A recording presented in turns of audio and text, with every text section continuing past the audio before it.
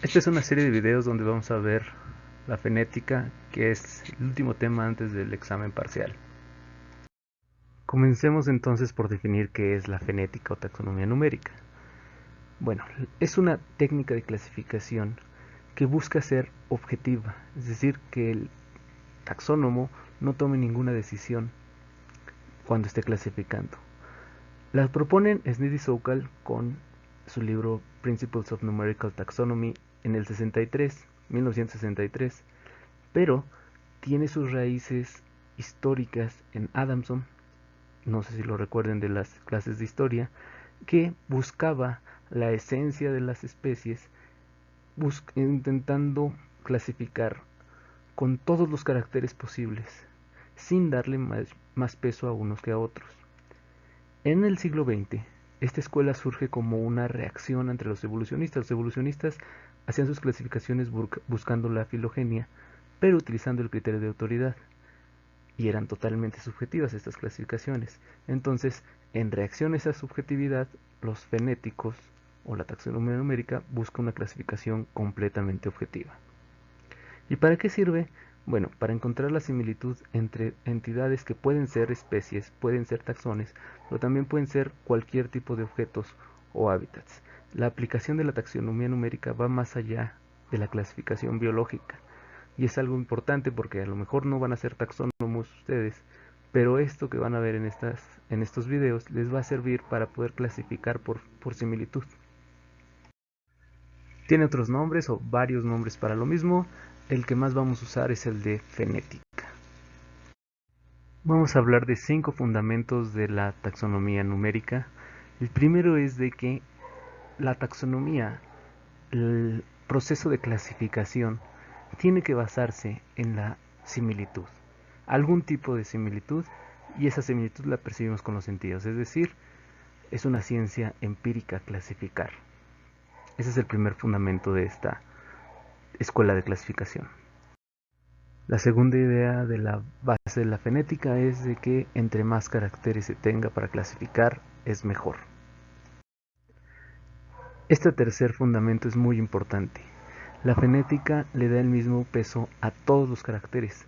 Eso quiere decir que no le importa que sean homólogos, análogos, homoplasias u homogéneas, reversiones, paralelismos, da lo mismo. Todos se manejan de la misma forma y esta es la principal diferencia con los sistemas de clasificación evolucionista y cladista. El cuarto fundamento es de que se puede encontrar la similitud total entre dos entidades, por ejemplo, entre dos taxones, si se analizan los caracteres individuales y se suma esa similitud de todos sus caracteres. Entre más caracteres, mejor. Por último, el quinto fundamento de la taxonomía numérica es de que ya una vez que te tenga las relaciones de similitud, la similitud entre dos taxones, se pueden hacer inferencias filogenéticas a partir de esa similitud si se asume la evolución como cierta. Ahora, quiero que pongan atención aquí. La fenética no busca las relaciones filogenéticas, pero se puede, ya una vez que se tenga el fenograma, explicar el fenograma con una teoría evolutiva, como podría explicarse como cualquier otra. Pero en principio no busca las relaciones filogenéticas, solamente similitud entre los taxones.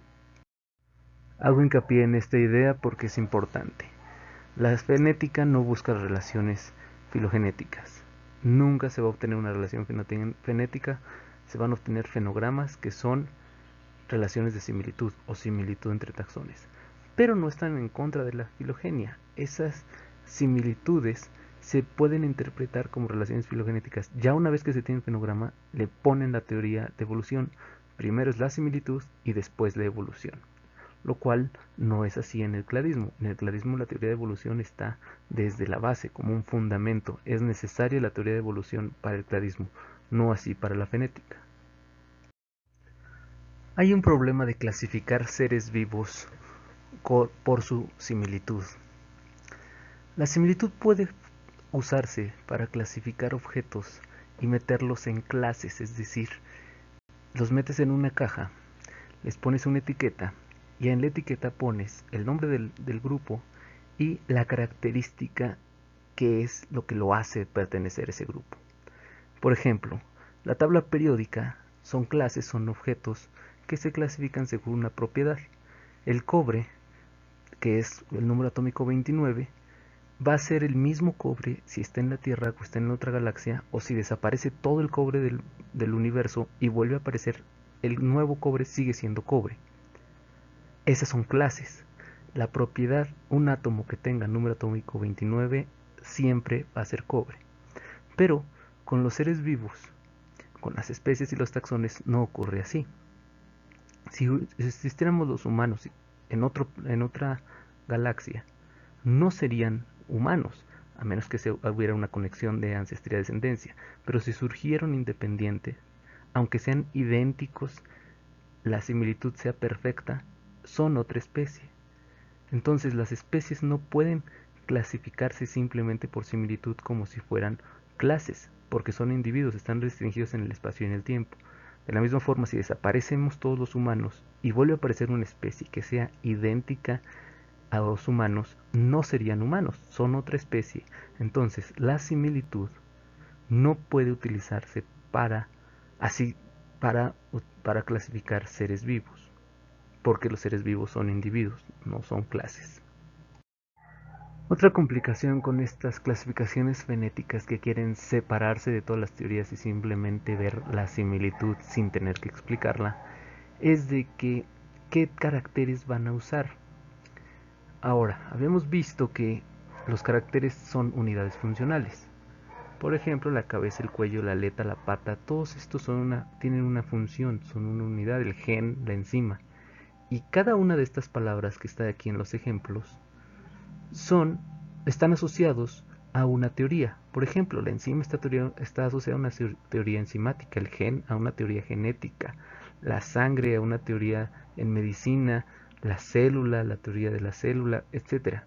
Cada uno de los partes en las que separamos un organismo para poder ver la similitud entre esas partes son unidades funcionales y por tanto tienen una teoría, por lo menos fisiológica, detrás. La fenética nos dice que hay que agrupar a las especies o a los individuos por similitud, sin importar por qué se da esa similitud. Simplemente está ahí. Eso es un patrón que estamos observando.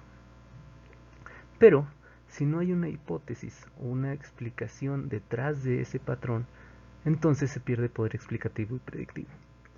Por ejemplo, si tenemos el patrón de que cada vez que suelto un objeto, este se cae, ahí no estoy dando ninguna explicación, solamente estoy describiendo lo que está pasando. Es como hacer una clasificación por similitud sin explicarla. El proceso es la explicación o la hipótesis, la respuesta a por qué los objetos se caen. Y aquí podríamos tener la respuesta de Aristóteles de que la Tierra llama a la Tierra, los objetos hechos de tierra intentan juntarse con la Tierra, así como los de aire se elevan porque intentan juntarse con el aire. Y es una explicación de por qué las cosas se caen. O tenemos otra teoría, otra explicación, que es la de Einstein, que el espacio está curvo y por eso los objetos parece que están cayendo, pero están moviendo en un espacio curvo. La teoría de Einstein es mejor porque hace predicciones no solamente de por qué los objetos se caen, sino de otras cosas, como el movimiento de la luz. Y entonces es una mejor teoría porque es más predictiva. Aplicando esto a las clasificaciones, el patrón que estamos observando es: algunos individuos tienen características compartidas, se parecen entre sí, y ahí está el patrón. No estoy diciendo por qué. La fenética dice nos quedamos hasta ese punto. Yo no voy a intentar dar una explicación a la similitud, simplemente voy a reconocer la similitud. Si quisiéramos tener una explicación, tendríamos que tener una teoría por qué los individuos se parecen, tendríamos que responder a esa teoría. La fenética dice no sé, no me importa. Y por ejemplo, el cladismo dice se parecen los individuos porque comparten un ancestro común. Y eso puede predecir otras cosas, como simplemente otros caracteres compartidos u otros fenómenos y procesos biológicos, además de los caracteres compartidos. Además del patrón que estoy queriendo explicar, explico otros patrones. Por último, es imposible tener una clasificación sin teoría. En todo lo que percibimos está una teoría asociada. Buscan un objeto a su alrededor, su mesa, su computadora, su celular, todo eso lo perciben y en cuanto lo perciben lo procesan en su cabeza con las teorías que ustedes tienen. Tenemos además ciertas capacidades de percepción y de cognición. Entonces, toda la información que nos llega a nuestros ojos, a nuestros oídos, los procesamos y lo asociamos a alguna teoría. Por ejemplo, tenemos una teoría de perro, pero estos animales que no sabemos qué son o que no saben ustedes qué son, inmediatamente los intentan asociar a una teoría que tengan, una teoría de mamífero, simplemente tienen una teoría de animal. Todo nuestro lenguaje, cada una de estas palabras que estoy usando, tiene una teoría asociada, tiene una teoría de lo que es la palabra, tiene una teoría de lo que es la imagen, tiene una teoría de lo que es un animal, saben que no son plantas. Entonces, la objetividad total, como lo que busca la fonética, es imposible porque siempre lo que percibimos lo juntamos o lo asociamos a una teoría, lo entendemos a través de una teoría. No hay otra forma de entender la realidad si no es con teorías. Los fonéticos dicen que las clasificaciones no tienen que reflejar ni la filogenia ni nada, porque no sabemos si hay evolución o no. Pero, si por el contrario decimos, una clasificación tiene que reflejar la filogenia, porque hay evolución y hay ancestría común. Eso nos da las ventajas de que sabemos qué caracteres seleccionar, cuáles son los buenos, son los homólogos y los apomorfías, lo que nos va a servir para clasificar.